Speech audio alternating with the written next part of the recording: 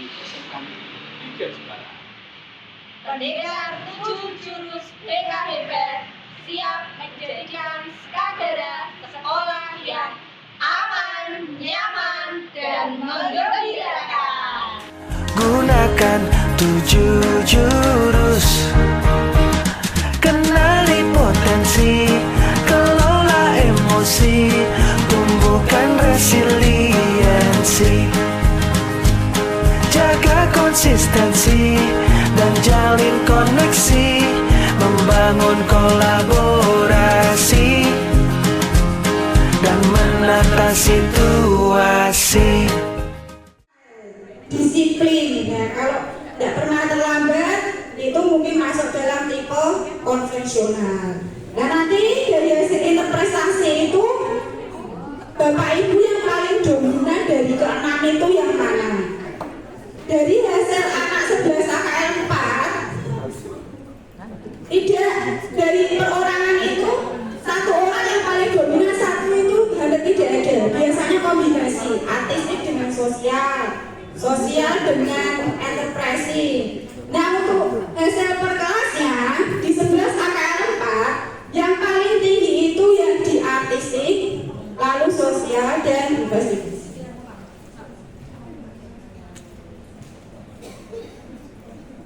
Setelah nanti anak-anak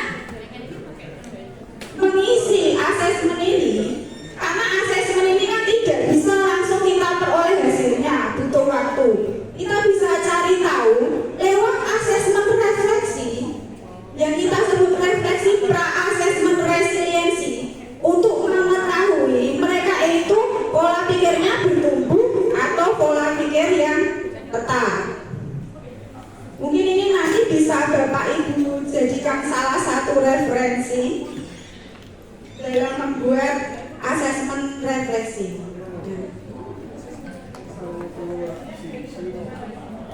Oh iya, refleksi aja Bu.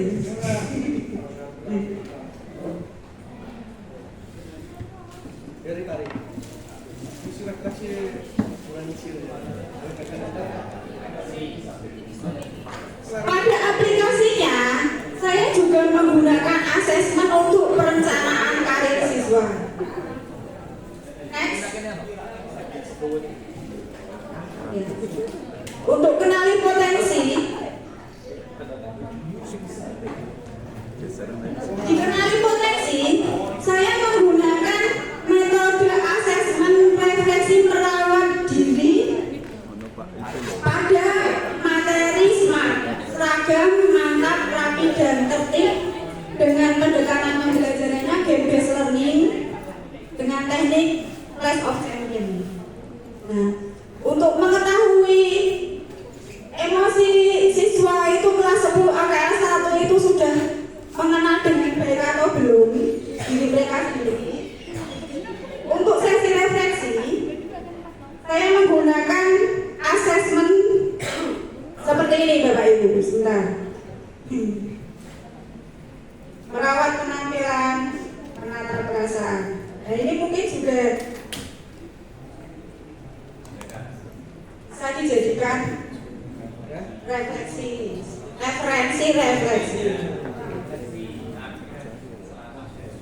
Hasilnya setelah kita olah, kita interpretasi dari kelas 10 AKL 1 itu mereka menanggapi teguran sebagai introspeksi, tidak ketakutan ataupun kemarahan. Next Pak.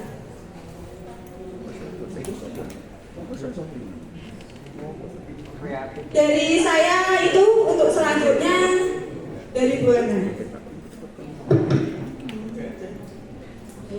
Terima kasih Bu Tuti. Hasil implementasi di kelas 10 DKV 2 saya ambil kenali potensi di sini dengan alasan dapat membantu guru BK untuk merancang pendekatan pembelajaran yang lebih personal dan efektif sesuai dengan karakteristik individual murid. Di sini saya menggunakan tes gaya belajar, jadi dapat mengetahui siswa ini gaya belajarnya seperti apa, itu nanti juga bisa mempermudah atau membantu Bapak Ibu guru mapel seperti itu. Cuma yang seperti disampaikan Bapak Kepala Sekolah kemarin, kalau kita menuruti gaya belajar anak juga nanti tidak memungkinkan juga, akan tapi kita tahu oh ternyata anak ini pimpinnya seperti ini, jadi mungkin bisa dalam kelompok belajar seperti itu. Nah di sini kita menggunakan metode ARKA, yaitu aktivitas, refleksi, konsep, dan aplikasi. Nah aktivitas di sini itu adalah simulasi. Simulasi tadi yang seperti Bapak Ibu sudah lakukan, yaitu mengerjakan tes gaya belajar, tes kemampuan majmuk atau multiple intelligence seperti itu, dan ada yang lainnya lagi. Kemudian untuk refleksi itu tadi hasil gaya belajar itu apa sih? Oh ternyata gaya belajar saya itu seperti ini. Jadi saya kalau belajar itu seperti ini, biar lebih mudah atau lebih dipahami. Dan untuk Bapak Ibu guru mapel juga bisa mengetahui oh ternyata anak ini itu misal sukanya kayak mondar-mandir pindah tempat seperti itu, mungkin dia itu mencari posisi yang tepat dan gaya belajarnya itu kinestetik misalnya seperti itu. Terus kemudian konsep di sini itu kita memberikan pengetahuan ya. Jadi gaya belajar visual itu seperti apa, auditori seperti apa, terus kinestetik, dan itu kan dominan. Biasanya juga itu ada yang kombinasi audio visual atau audio kinestetik, visual kinestetik seperti itu. Nah untuk aplikasi itu anak penerapan pada kehidupan sehari-harinya, yaitu contoh belajarnya di rumah seperti itu. Nah ini yang tadi saya paparkan yaitu gaya belajar. Saya menggunakan asesmen gaya belajar dengan membuat Google Form. Di situ kita di Guru BK itu ada aplikasi BK, yaitu di situ ada semua jenis asesmen mulai dari gaya belajar, riaset, karir, bakat dan minat. Kemudian untuk tes kemampuan majmuk atau multiple intelligence, saya di sini menggunakan Aku Pintar karena yang bisa langsung terlihat hasilnya oleh anak-anak. Jadi anak-anak tahu, oh kemampuan saya ini mungkin naturalistik seperti itu, linguistik. Terus kemudian juga ada interpersonal dan masih ada yang lain, ada 9. Kemudian nah ini datanya, karena kemarin itu yang masuk 34 anak dari total keseluruhan 36 anak. Terus yang kedua saya ambil kelola emosi. Ini saya implementasikan ke kelas 11 MP1. Nah, di MP2 mohon maaf. Saya terapkan di 11 MP2 karena pas saya sesuaikan dengan situasi kelas. Kebetulan pas di 11 MP2 itu ada beberapa siswa lah yang ada masalah dalam pengendalian emosi seperti itu. Sama metode kita menggunakan metode ARKA, aktivitas, refleksi, konsep, dan juga aplikasi. Nah, di sini saya akan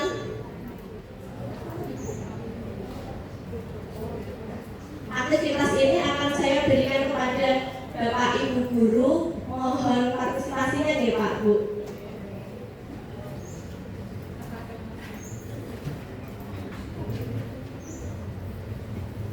Aktivitas ini milik saya sendiri ya, bukan dari sekolah. Karena ini nanti di teman-teman juga gitu. Jadi saya siapkan.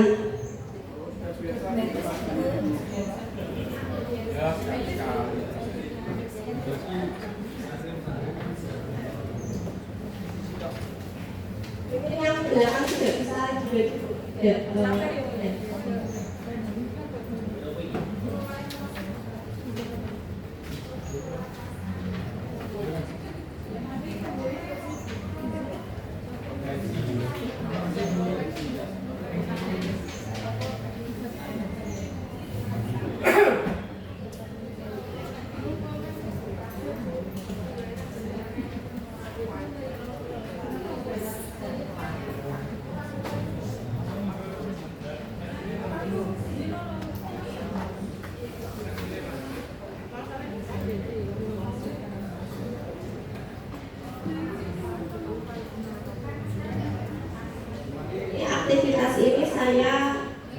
menggunakan kertas emosi.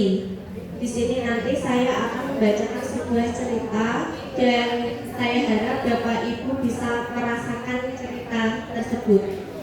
Dengan kertas ini, apabila nanti menurut Bapak Ibu itu emosinya sabar, berarti kertas ini akan tetap bersih, tidak lecek. Tapi kalau dalam cara itu menurut Bapak Ibu itu kesal atau marah, bisa meremas kertas ini. Harus kayak remas-remas. Bisa saya mulai ya? Saya harap Bapak Ibu bisa konsentrasi untuk mendengarkan ceritanya. Pagi itu Pak Anton berangkat ke sekolah mengendarai sepeda motor. Bahan ajar yang sudah disiapkan rapi digantung di motor. Namun beberapa meter sebelum sampai sekolah, motor mendadak mogok karena kehabisan bensin. Dengan susah payah, Pak Anton mendorong motor hingga sampai ke sekolah. Sampailah Pak Anton di kelas. Hampir semua murid datang tepat waktu. Namun belum sempat suasana stabil, Andi masuk terlambat. Ini kertasnya itu digunakan untuk kedemasan atau kesalahan Bapak Ibu ya. Dia hanya menunduk sambil berkata, "Maaf Pak, saya telat." Pelajaran pun dimulai. Namun saat akan menggunakan bahan ajar yang sudah disiapkan, Bapak Anton tersadar bahwa bahan tersebut tidak ada. Dicari ke sana kemari, tapi tetap tidak ditemukan. Dan terpaksa Pak Anton melanjutkan mengajar seadanya. Bayangan aktivitas mengajar yang seru seketika buyar. Di tengah pelajaran, saat Pak Anton mengajar, Andi terlihat tidak memberikan perhatian. Dia menunduk di bangkunya. Saat didekati, ternyata Andi sedang terlelap tidur. Tak lama kemudian, ada seorang bapak mengetuk pintu kelas. Pak Anton membuka pintu dan menghampirinya. Bapak itu berkata, "Maaf, saya pamannya Andi. Sebetulnya Andi sudah 3 hari di rumah sakit karena menunggu ayahnya yang sedang sakit. Meski kurang tidur, tapi Andi maksa selalu ingin sekolah karena tidak mau ketinggalan pelajaran. Sekarang saya izin mau jemput Andi karena ayahnya masuk ICU."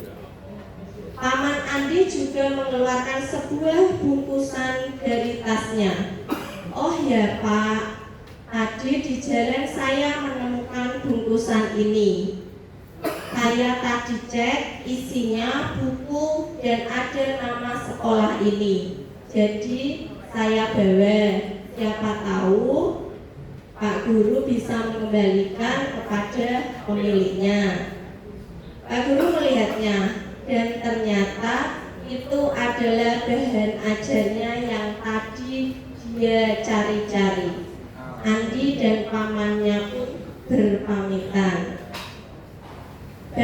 Pak Anton kembali ke kelas dengan bahan ajar yang kembali di tangan. Bahan ajar yang kembali di tangan, Pak Anton melanjutkan pelajaran dengan semangat menggunakan bahan ajar yang telah disiapkan. Pelajaran pun berjalan dengan penuh kegembiraan. kita masuk ke refleksi. Refleksi di sini yaitu kita diskusi dan gali makna dari cerita tersebut dan kertas sudah berbentuk seperti apa. Seperti itu. Yang pertama, bagaimana kondisi kertas yang Bapak Ibu pegang sekarang? Masih bersih, rapi. Adakah yang sudah lecek? Adakah yang sudah lecek? Mungkin yang di belakang.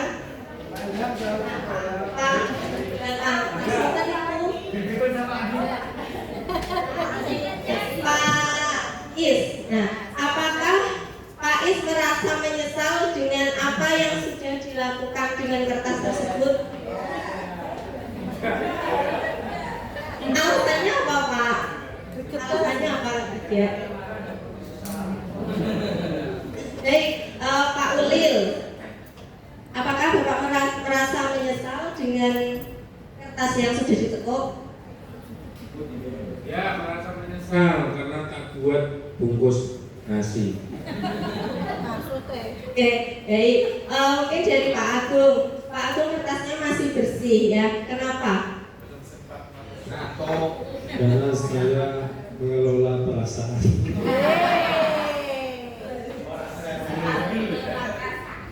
Gitu.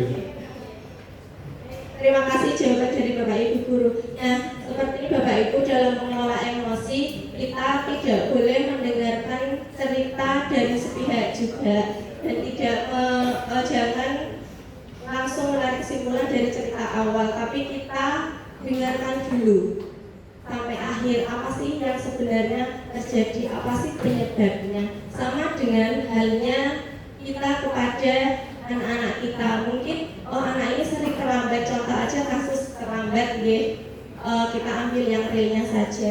Terkadang kita juga anak kita terlambat terus seperti itu. Nah, mungkin kita dari guru BK alhamdulillah sudah sesuai dengan alurnya ya. Kita tanyai dulu penyebabnya apa sih, kemudian kita juga bisa menghubungi orang tuanya, benar enggak? Koordinasi dengan orang tuanya, konfirmasi seperti itu. Sebenarnya apa yang terjadi, kemudian kita juga mencari solusi. Bagaimana baiknya dan kita lihat progres atau perkembangan anak tersebut. Seperti itu.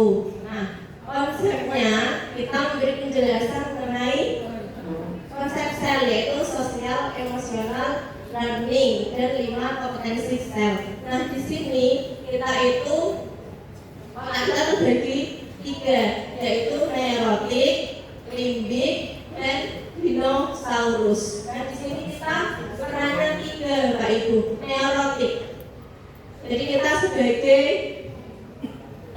jangan selalu tidak boleh langsung ngejelas, langsung marah seperti itu. Kita tahan dulu. Kemudian limbik. Nah, limbik kita lepas 1. Kemudian untuk dinosaurus, terkadang kita bisa menjadi dinosaurus. Mungkin kita ada permasalahan di rumah, kebawa mungkin ke sekolah, terus kemudian tiba-tiba ada anak yang membuat masalah. Nah, kita langsung war. Nah, itu yang dinamakan dinosaurus. Nah, di situ kita juga memberikan penjelasan pada anak karena itu juga diterapkan kepada kehidupan mereka. Contohnya misalnya dalam pertemanan.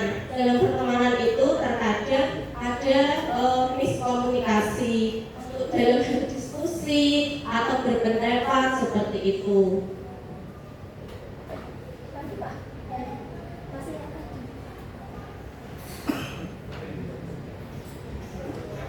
Aplikasi di sini aplikasi yaitu sebagai tugas nih Bapak Ibu.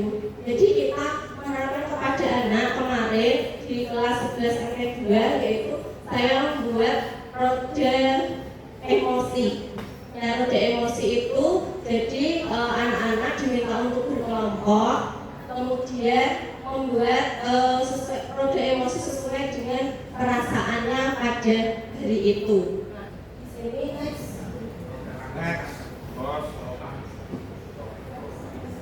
Nah, ini adalah hasilnya. Jadi anak kamu pilih misalnya perasaanmu marah, sedih, bad mood, senang, gembira, itu nanti anak memberikan alasan dan memberikan cara menanganinya. Kalau misalnya yang bahagia ya berarti harus mempertahankan.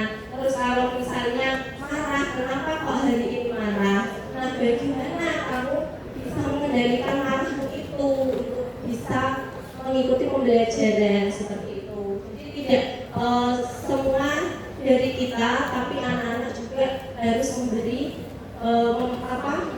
mencari solusi sendiri. Nanti kita mengarahkan seperti itu. Nah, di sini mungkin ini yang dapat saya sampaikan dari implementasi 7 jurus BK, jurus 1 dan jurus 2. Terima kasih.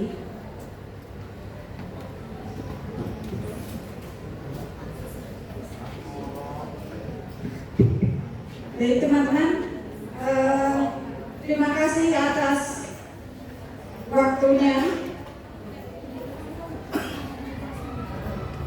Terima kasih atas waktunya. Nanti untuk hasil dari implementasi kami akan koordinasikan dengan ketua jurusan terkait untuk berkolaborasi program kegiatan di tahun pelajaran yang akan datang atau minimal di semester yang akan datang untuk mensukseskan kemandirian tumbuh kembang anak didik kita yang sekarang ini disebut dengan bullying. Terima kasih atas waktunya. Sugeng makaryo. Wassalamualaikum warahmatullahi wabarakatuh. Untuk berkenan bisa diambil fotonya ke depan. SMK Negeri 3 Jepara telah melaksanakan 7 jurus BKIP. Dibina tepat generasi